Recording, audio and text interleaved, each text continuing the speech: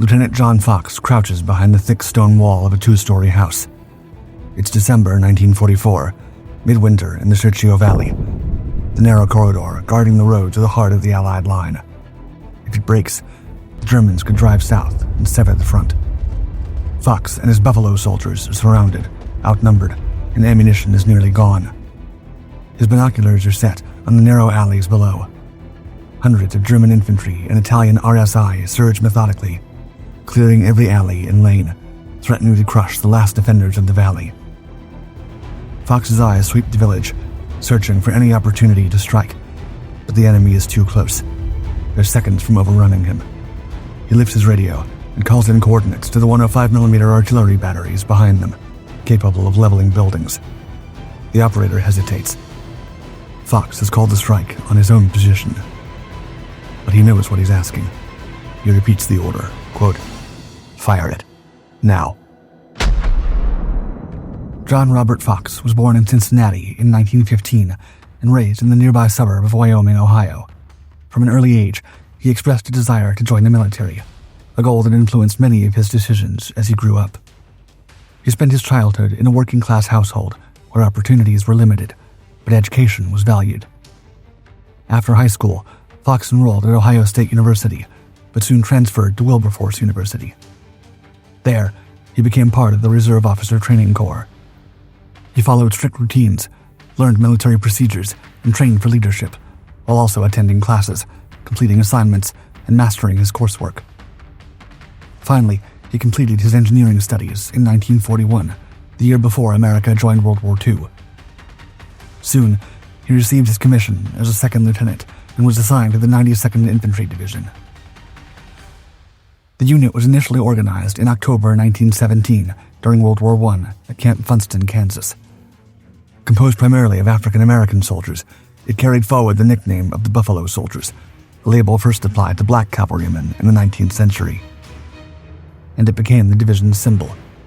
A live buffalo mascot even accompanied them into training and ceremonies as a reminder of their legacy. In World War I, the division saw combat in the Meuse-Argonne Offensive, where the soldiers showed remarkable discipline and bravery.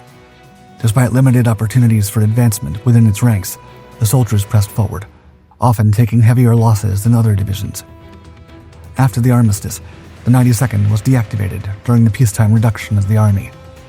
It remained off the rolls for over 2 decades, until its reactivation on October 15, 1942, at Fort Huachuca, Arizona, under the command of Major General Edward Almond.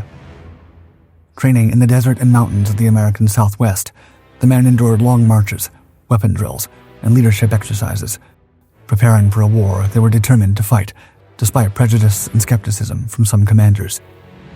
In late July 1944, after years of pressure to be included in active combat, elements of the 92nd Infantry Division arrived in Italy. Initially attached to other Allied units, they were soon joined by the rest of the division. By September, the 92nd was fully deployed. While the world held its breath over the Battle of the Bulge in Belgium and Luxembourg, a parallel struggle was unfolding in northern Italy, even if largely overlooked by both Allied and Axis press. Through the summer of 1944, Allied troops pushed steadily, capturing Florence and advancing toward Tuscany's rugged interior. The advance northward was slow and costly, blocked by the Gothic Line, a sprawling network of German fortifications stretching across the Apennine. The line was a nightmare, constructed of steel and stone, meticulously designed to maximize the natural advantages of the terrain. It contained over 2,000 machine gun nests, casemates, bunkers, and observation posts. Natural barriers, such as rocky hillsides, dense forests, and river gorges, were seamlessly integrated into the defensive scheme, making any frontal assault highly lethal. The 92nd Infantry Division carried out reconnaissance and limited offensive actions along the northern approaches, focusing on probing German defenses, securing footholds in the ridges and orchards, and supporting broader Fifth Army operations. Along the northern approaches to the Arno River near Lucca, Italy, in September 1944, Lieutenant Fox traced enemy positions through the olive groves and terraced hills. For the first time, he felt the full weight of battle, the smoke, the noise, and the sudden, constant threat of doom hanging around every corner. Fox's radio crackled as he relayed coordinates to the artillery batteries. Seconds later, American shells tore into the riverbank, sending mud and masonry spraying skyward. Forward patrols pushed into orchards and narrow lanes, cautious of ambushes and hidden firing positions. Fox sprinted between vantage points, adjusting fire, checking terrain, and calling in corrections. He spotted a machine gun nest nestled in a grove of olive trees, its barrels poised to rake the advancing infantry. His fingers flew over the radio, correcting the coordinates. Moments later, the nest erupted in smoke and splintered wood, clearing the way for his men. Each artillery strike carved a path for the squads, allowing them to claim ridges and scattered farmhouses that had stalled other units. By nightfall, the first footholds of the Apennines were theirs. The Germans had not broken, but they had been forced back from several positions. Fox knew this was only the beginning, and every village, every grove, every hill would demand everything he had to give. As October rolled in, American and British offensives had stalled, casualties were mounting, and troops were forced to regroup, nursing wounds, supplies, and morale through the bleak fall months. The approaching winter added a further layer of difficulty. Snow and ice made movement slow and treacherous, while freezing temperatures sapped strength and hampered logistics. By late November 1944, Fox and the rest of the 92nd Infantry Division had moved into the Garfagnana sector to seize control of key positions along the Serchio River Valley. Every reconnaissance, every artillery adjustment, every forward movement was guided by the hard-won lessons of Fox's first battle at Lucca. This time around, their target, Castelnuovo di Garfagnana, rose like a fortress from the hills, its medieval stones weathered and imposing. Beyond purely military objectives, controlling towns like this helped protect local civilians, stabilize the region, and maintain vital supply routes for troops moving through the Apennine terrain. Each advance by the Buffalo soldiers was met with a hail of fire that cut through the morning mist, forcing men to dive into ditches or press against crumbling walls for cover. Fox immediately put his previous combat lessons into practice. Cover mattered, and visibility could be the difference between survival and slaughter. He directed patrols along twisting mountain roads, scanning the environment, probing hamlets for tripwires, and marking every vantage point for the artillery. But the Germans were prepared. Trenches zigzagged along the hillsides, machine guns lurked in windows and on rooftops, and artillery crouched behind stone barricades. Each patrol returned with the same story: ambushes from the ridges, sudden bursts of fire from hidden positions, enemy soldiers vanishing as quickly as they had appeared. Supplies weighed heavily on every man, and convoys crawling up the narrow, icy roads risked annihilation. Over weeks of brutal winter fighting, the 92nd pressed on. Yet the castle-like stronghold remained intact. Every step forward came at a cost: wounded men, frozen fingers, and incredible stress. By mid-December, the assault had ground to a halt. Castelnuovo remained out of reach. Fox felt the weight of failure, the bitter reality that even meticulous planning and brave leadership could not overcome entrenched defenses and the harsh terrain. Due to this, the Buffalo soldiers had to spread across multiple towns, losing the concentrated strength needed to force a breakthrough. The front lines now wound through farming hamlets and hilltop villages, where civilians bore the weight of bombardment and hunger as much as the soldiers. Somma Colonia was among the hardest-hit villages. Perched atop a steep hill in the Serchio Valley, it was frozen in time. Chimneys puffed wisps of smoke from homes that had endured centuries of storms and sieges, now sheltering a population bracing for another kind of assault. Starvation stalked its narrow streets. Locals scavenged chestnuts and wild berries, yet some remained, clinging stubbornly to their ancestral streets, wary of bombardment, but unwilling or unable to flee. When the 92nd Infantry Division arrived in this isolated village, the Buffalo soldiers shared their rations, offering both relief and a glimmer of hope to the beleaguered villagers. However, only a small detachment of the 92nd was stationed in the village, leaving the Americans under strength, cut off from reinforcements and painfully aware that the surrounding mountains could conceal enemy forces far larger than their own. Command reshuffles added to the tension. General Lucien Truscott had assumed command of the U.S. Fifth Army, while General Kurt von Tippelskirch took over the German 14th Army. Both sides were recalibrating for the final push of the year. By late December, 8 infantry battalions, German and Italian, descended on American positions in the Serchio Valley. Their ultimate goal was to reconquer Lucca, Pisa, and Livorno. The thrust carried straight towards Somma-Colonia. However, the attackers were stretched thin. Only the Monterosa division was fully prepared, and Italian units lacked sufficient armaments, tanks, and aircraft. Still, higher command demanded a show of force, a blow to remind the Allies that Italy remained contested ground. The result was Operation Vintegra Vita, a limited offensive of about 9,000 men, most of them Italian, aimed at driving the Allies back 25 kilometers in the Garfagnano sector and easing pressure on other fronts. For Mussolini and his minister, Rodolfo Graziani, the operation was a chance to assert relevance on the battlefield. After years of retreat and reliance on German support, they sought to demonstrate that Italian troops could still stand shoulder to shoulder with the Wehrmacht. Propaganda posters promising Italian steel were already drafted, even as the attacking forces scraped together mountain guns, a few armored cars, and horses dragging ammunition sledges through snow-choked passes. Some units even marched with worn boots, or none at all, wrapped in rags against the cold. If timed well, this small, desperate thrust could still destabilize the understrength American lines and bolster fascist credibility. On Christmas Eve, word had come down to the 92nd that the Allied offensive planned for Christmas was cancelled. The new directive was to prepare for an enemy attack expected on December 27th. A sigh of relief rippled through the ranks. The men could celebrate Christmas and even have the following day to strengthen their defenses. After hard lessons at Castelnuovo di Garfagnana, the 92nd had already primed the artillery batteries outside the town. Each gun was trained on the approaches to Somma-Colonia, ready to fire at Lieutenant Fox's command. Yet these GIs were acutely aware of the broader struggle they carried beyond the battlefield. Official assumptions, shared by both Germans and Americans, doubted their combat capability. And still, the 92nd spread out along the parapets and behind stone walls, reinforcing barricades, patching loopholes, and setting improvised obstacles. With limited resources, every piece of sandbagged cover and every sharpened stake mattered. Italian partisans moved alongside them, sharing intelligence about local trails, hidden passes, and suspicious activity in the surrounding hills.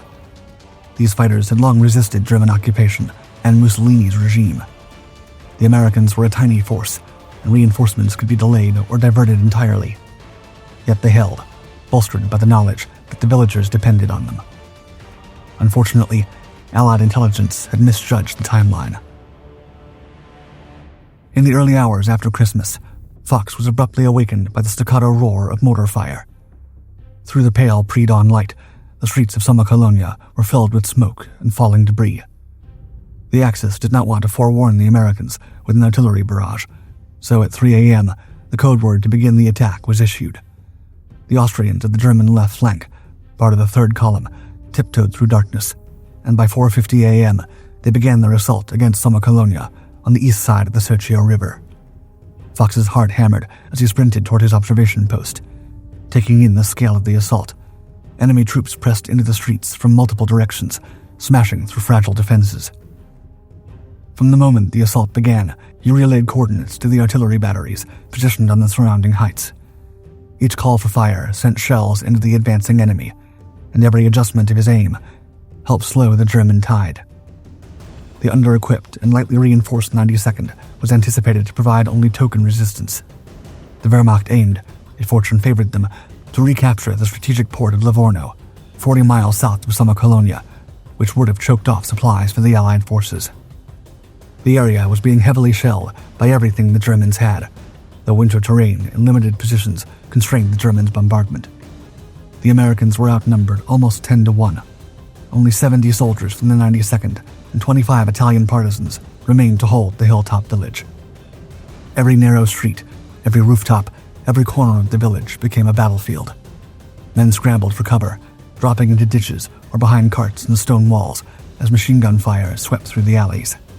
Yet the Americans dug in, trading fire from rooftops and barricades, shifting in small, disciplined teams to cover multiple streets, and using every improvised advantage to delay the attackers. By dawn, most of the U.S. infantry forces had withdrawn. The lieutenant and his party at the observation post did not. They knew outright victory was impossible, but they also knew that delaying the Germans could save lives elsewhere. Fox crouched at the second-story window of a solid stone house, its walls centuries old and thick enough to shield him from the worst of the incoming fire. The steep tile roof stretched behind him, giving sightlines across several alleys. Narrow windows framed the streets below, offering glimpses of movement while keeping him relatively safe. Through his binoculars, he watched the enemy inch closer. Every shadow, every glint of metal, signaled another threat pressing toward the position. Fox did the only thing he could: marked each on his maps, relayed coordinates, and adjusted artillery fire. By 9 a.m., Soma Colonia had descended into brutal hand-to-hand combat.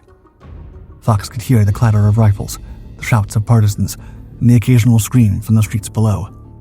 Yet the few men left kept holding. Another retreat order came 3 hours later when an army captain in nearby Baraga radioed Lieutenant Graham Jenkins, a volunteer officer in Soma Colonia, saying, quote, "Get the hell out of there." But the men had already committed. The fight continued, even as more than 2/3 of the defenders fell. As the Germans pressed forward, civilians, terrified and hiding in ruined homes or beneath trees, watched from shadows, clutching children and each other. Some braved brief dashes for shelter or to carry the wounded a few yards closer to safety. By midday, much of the village was in enemy hands, but artillery and fierce resistance had brought the Allies critical time to regroup. Jenkins, out of ammunition, was crouched beside a badly wounded soldier, trying to comfort him, even as threats were pressing on them from every direction. Finally, he sent a heartbreaking message back, quote, "They're coming after us. Please, when you get back to the States, tell my wife and my kid and my mother that I love them." Shells screamed through the cold mountain air, striking perilously close to the abandoned building where Fox crouched. The street below erupted in a shower of earth, splintered timber, and frozen snow as the concussive blasts threw aside enemy troops. Soldiers who'd been advancing in tight formations were scattered, some pinned beneath debris, others stumbling, disoriented by the sudden onslaught. But the German advance didn't falter. Fox's heart pounded. He keyed the radio again, giving precise corrections. Then he requested a smokescreen to cover the withdrawal of the few soldiers and partisans who could still move. Fox's voice cut through the din of rifles and mortar fire, saying, quote, "That was just where I wanted it. Bring it 60 yards. Lieutenant Otis Zachary hesitated, glancing at the maps. The follow-up order made his stomach tighten. Fox wanted a heavy concentration of mortar and 105mm shells directly on his own position. Zachary's voice cracked with disbelief over the static, quote, "Fox, that'll be on you. I can't do that." Fox was insistent, yelling into the radio for a final time, quote, "Fire it. There's more of them than there are of us. Give them hell." Zachary hesitated over the radio. He turned to the battalion commander for guidance. After tense moments, the artillery crews obeyed. The guns erupted.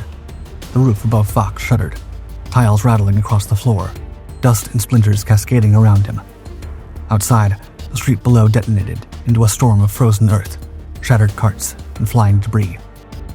Exploding mortars lit terrified faces, rifles slipped from numb fingers, and metal gear clanged against stone. Tight German columns were dissolved as fire and shrapnel carved arcs of devastation.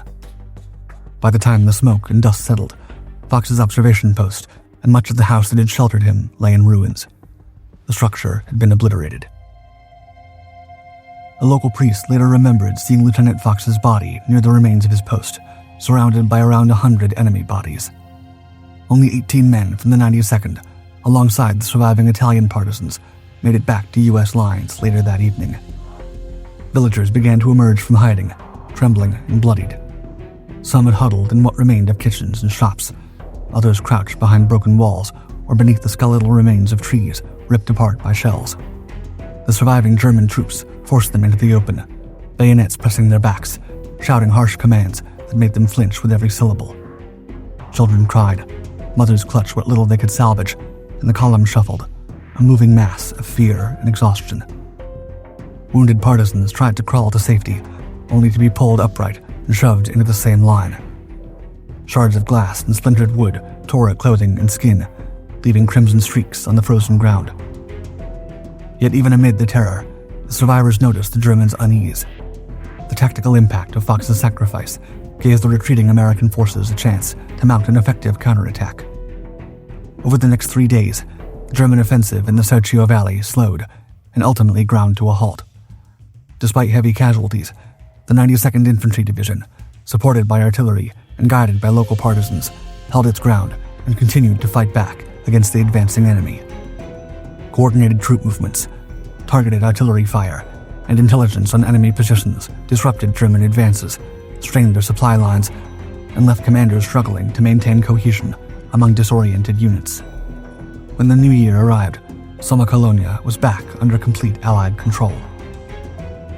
After the war, the citizens of Somma-Colonia honored those who had given their lives. A memorial monument was erected to commemorate 9 men who perished during the attack, 8 Italian partisans and Lieutenant Fox. 55 years later, the villagers dedicated a peace park in memory of Fox and the brave Buffalo soldiers, ensuring that their courage would not be forgotten. For over 10 years, Salas Wales, a historian dedicated to uncovering the forgotten stories of World War II, had believed that all the men who fought in Somma-Colonia had perished. Fox, Jenkins, and their men were as if erased from history. In 1994, Wales discovered a 92nd Infantry Veterans Group and was introduced to Otis Zachary. Together, they collected the villagers' accounts of the winter of 1944, the meager rations, and the courage displayed by Fox and his men. Zachary remembered every detail perfectly. He'd been John Fox's closest friend. Their bond formed during training in Massachusetts in 1942 and strengthened on the voyage to Italy. Fox's wife, Arlene, and their daughter, Sandra, spent years pressing the Pentagon to correct the official World War II honors record that had omitted his and his comrades' heroism.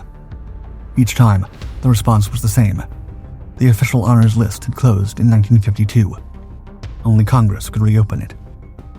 Zachary and the other veterans kept up a relentless campaign, writing letters, meeting with legislators, and pressing Pentagon officials for decades. They documented eyewitness accounts, gathered affidavits from surviving partisans, and worked with historians to reconstruct the battle. Momentum built in the 1990s. Influential government leaders, along with the rise of General Colin Powell as chairman of the Joint Chiefs of Staff, added political weight. Congress finally acted.